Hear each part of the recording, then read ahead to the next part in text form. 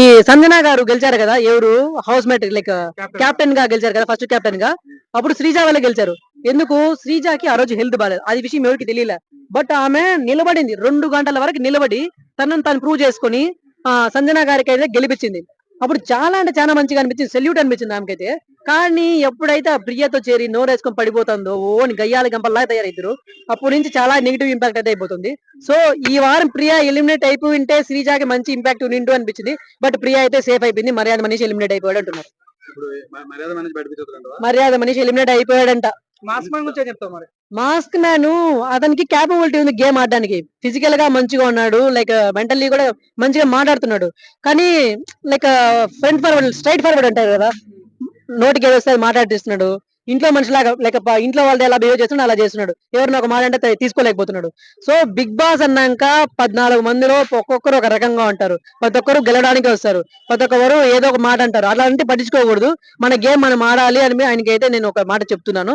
ఆయన కానీ లైక్ ఈ వారం మధ్యలో ఒక బుధవారం బేస్తవారం నుంచి మంచిగా అయితే పికప్ అయ్యాడు. లైక్ ఈ వారం ఎలిమినేట్ అయిపోతాడేమో అనుకున్నారు చాలా మంది.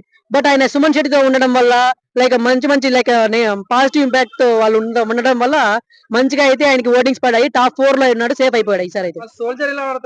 సోల్జర్ మంచిగా అనిపించాడు కానీ ఫిట్నెస్ మంచిగా ఉన్నాడు, పర్సన్ బాగా మంచిగా ఆడతాడు అని స్టార్టింగ్ అనిపించింది. కానీ ఆ రీతి చౌదరితో చేరినప్పటి నుంచి వరస్ట్ అయిపోతున్నాడు. సో ఇప్పటికైనా కొంచెంగా మేల్కొని చెప్తున్నాను పవన్ కళ్యాణ్కి, అన్న నీకు మంచి క్యాపబిలిటీ ఉంది, మంచిగా ఆడగలుగుతున్నావు.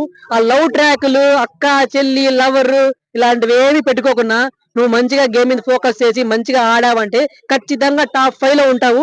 లైక్ కప్పు కొట్టే ఛాన్సెస్ కూడా ఉన్నాయి నీకు.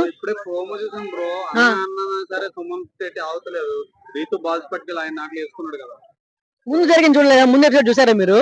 అది సంచాలక్ టాస్క్ లో ఎంత వరస్ట్ గా చేసిందో. కర్మ అంటారు కదా, కర్మ రిపీట్స్. ఆమె ఆడి ఎంత వరస్ట్ గా బిహేవ్ చేసిందో.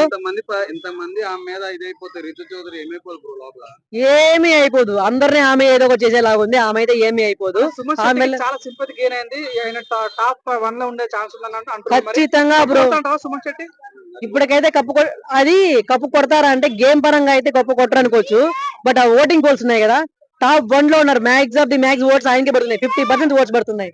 దాని ప్రకారంగా చూస్తే కప్పు కొట్టే ఛాన్సెస్ ఉన్నాయి.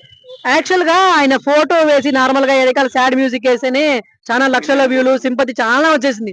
అలాంటిది ఈ మధ్య గేమ్ ఆడుతున్నాడు.